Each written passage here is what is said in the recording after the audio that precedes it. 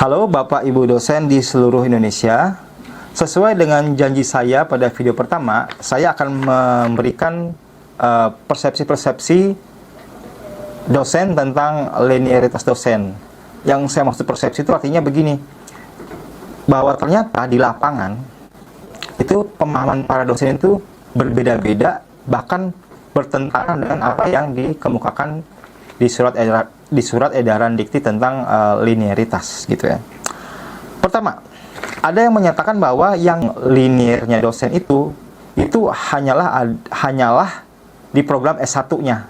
Nah, ini sangat bertentangan dengan surat edaran dari dikti, karena dari surat edaran dikti itu jenjang S1 bidang keilmuannya itu sama sekali tidak diperhitungkan atau dianggap kasarnya itu kayak tidak dianggap gitu, apapun bidang ilmunya. Saya sih nggak tahu ya penjelasan dikti itu apa.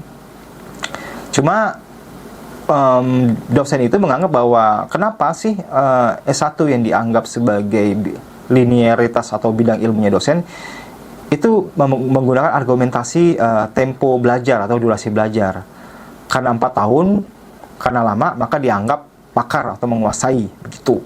Ya mungkin benar, mungkin enggak, saya nggak tahu ya. Mungkin teman-teman dosen bisa memberikan pendapatnya ya di kolom komentar.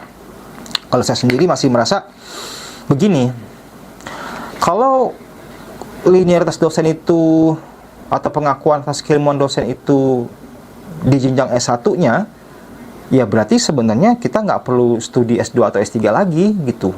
Kan dianggap 4 tahun kan dianggap lebih dianggap menguasai karena kan lama belajarnya. Ya kalau emang S1-nya sudah cukup dianggap menguasai, ya buat apa lagi S2 S3 gitu. Bener dong. Kalau pakai logika mereka itu yang mendaku bahwa keilmuan S1 lah yang dianggap sebagai kepakarannya begitu ya. Ini saya hanya mengikuti logika mereka aja gitu. Jadi saya nggak membuat logika baru. Saya hanya membuat argumentasi dengan bertolak dari logika yang mereka buat gitu ya. Kalau mereka bersikukuh bahwa bidang keilmuan itu hanyalah di S1, ya mereka juga harus setuju dengan apa yang saya katakan tadi, bahwa tidak perlu S2 atau S3, kan dianggap pakar kalau kuliahnya sampai 4 tahun begitu ya. Oke. Yang kedua, ada yang mengatakan bahwa yang namanya linearitas dosen itu harus sama dari S1 sampai S3. Nah, ini jelas-jelas sangat berbeda atau bertolak belakang dengan apa yang berada di surat edaran tertanggal 17 Oktober 2014 ya, bahwa yang nomor 2, bahwa linearitas itu bukan diartikan sebagai latar belakang ilmu dosen pada program S1 harus sama dengan S2 dan S3-nya. Itu aja sebenarnya sudah, tanpa perlu saya jawab bahwa itu nggak cocok atau tidak benar, ya sebenarnya udah terjawab. Tapi oke. Anggap aja kita menerima deh argumentasi itu. Tapi faktanya, orang dosen-dosen yang mempercayai bahwa yang namanya linearitas dosen itu harus sama, itu ternyata mereka juga tidak tahu bahwa mereka sebenarnya tidak linear. Dan bahkan mereka merasa bahwa mereka sudah linear.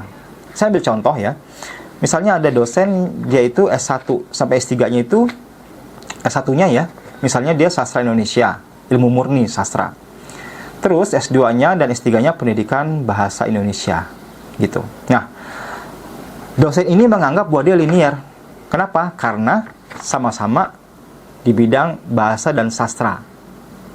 Nah, saya segera menyanggah, tunggu dulu Pak, Bu, Ibu atau Bapak, kan S1-nya betul sastra Indonesia, misalnya begitu ya. S2-nya dan S3-nya pendidikan bahasa Indonesia. Kalau memang Ibu menganggap bahwa itu linear, justru kalau kita pakai logika yang sama, Ibu itu sudah tidak linear.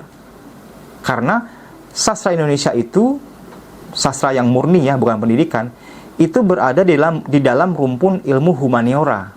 Sementara pendidikan bahasa Indonesia itu berada di ranah ilmu terapan. Beda tuh, beda rumpun bahkan. Gitu. Jadi kalau mereka menganggap bahwa itu mereka sudah linear, sesuai dengan linear yang ada di kepala mereka ya, S1, S2, dan S3 sama, justru mereka tidak linear. gitu. Kenapa saya perlu jelaskan itu? Karena ketika saya menjelaskan bahwa S1 saya dan S2 saya di sastra Indonesia, ya S1 saya, S2 saya di ilmu filsafat, saya segera dikatakan tidak linier. Ya tentu saya harus protes.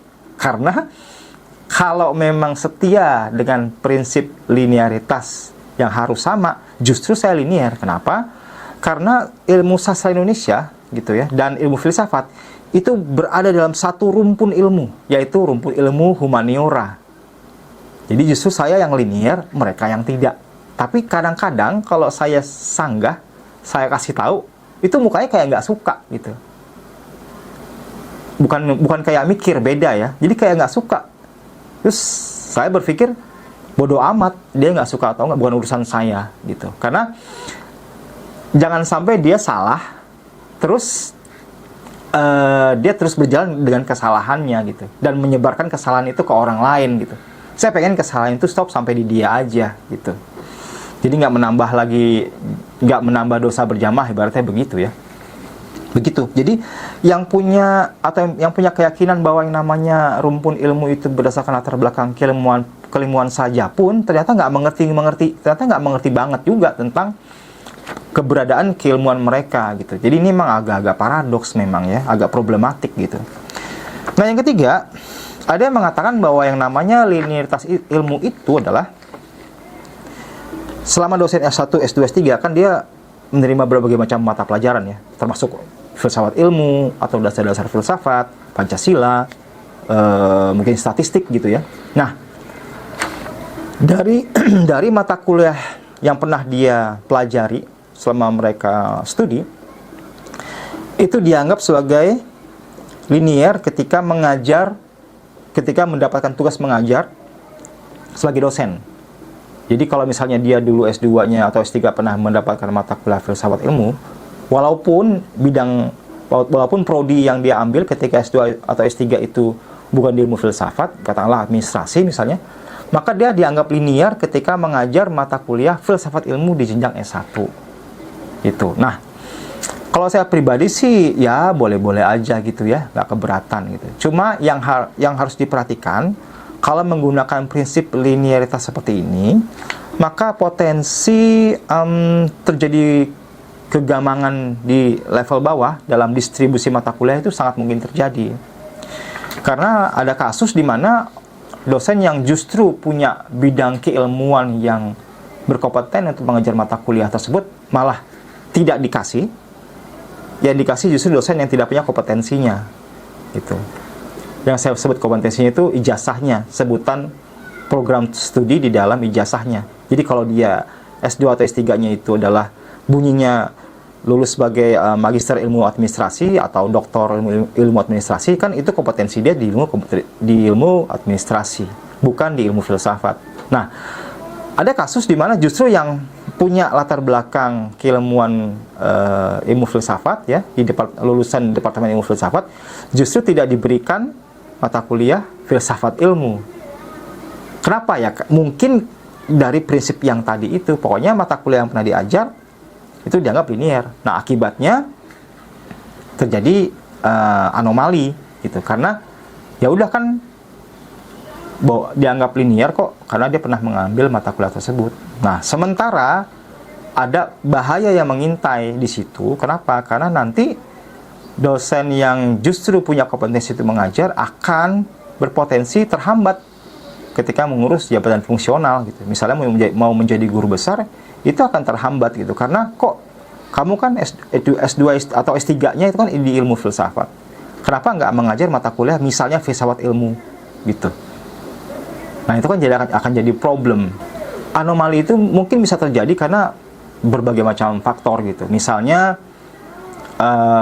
katakanlah yang pendistribusi mata kuliah itu punya semacam ya mungkin sentimen-sentimen pribadi, kan kita nggak tahu ya, namanya manusia. Bisa aja kan, nih biar dosen ini terhambat karirnya, ya udahlah, walaupun mata kuliah yang harusnya dia ajar itu tersedia sesuai dengan latar belakang keilmuan si dosen itu, sengaja nggak dikasih gitu, biar nanti dia mendapatkan masalah di masa depan gitu.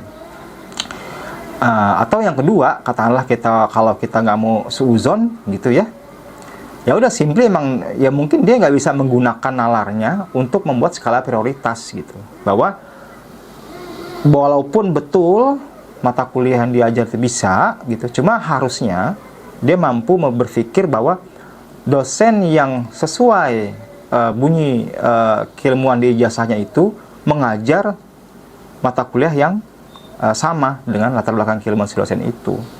Baru kalau memang jadwalnya sudah terlalu banyak, baru dilimpahkan ke dosen lain gitu.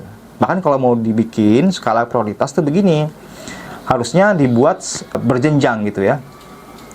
Jadi dia tuh misalnya poin ilmunya di ilmu filsafat gitu ya, yang pertama kali diprioritaskan untuk mengajar mata kuliah filsafat ilmu.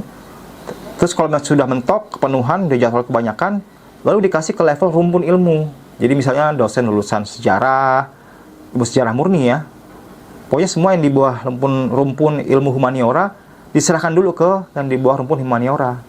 Kalau emang nggak ada, baru ke lintas rumpun ilmu. Jadi berjenjang gitu, diprioritaskan dulu.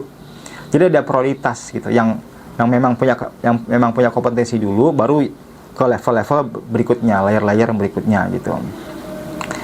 Sebagai contoh mata kuliah Pancasila gitu ya, pendidikan Pancasila atau Pancasila. Nah itu kalau diperhatikan di penamaan program studi yang terbaru, itu Pancasila itu mestinya yang mendapatkan prioritas untuk mengajar mata kuliah Pancasila itu adalah dosen lulusan pendidikan Pancasila.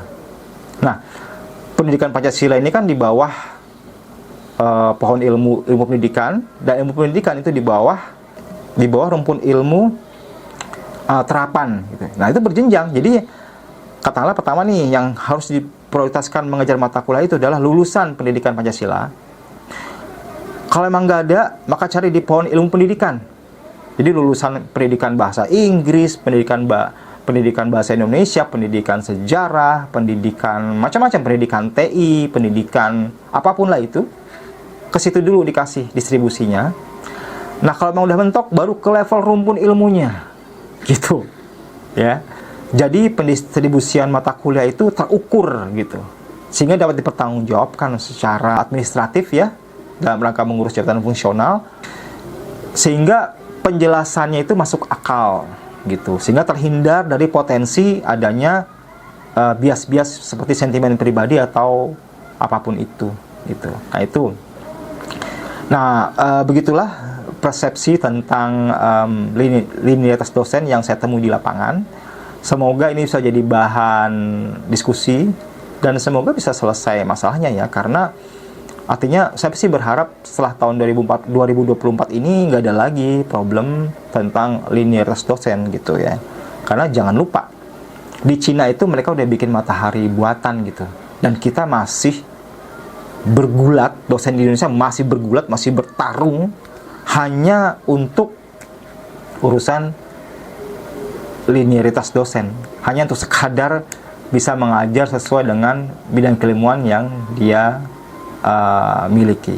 Oke, begitu aja. Kalau emang rasanya masih belum jelas, atau mau memberikan pendapat lain, silahkan tulis di kolom komentar. Terima kasih.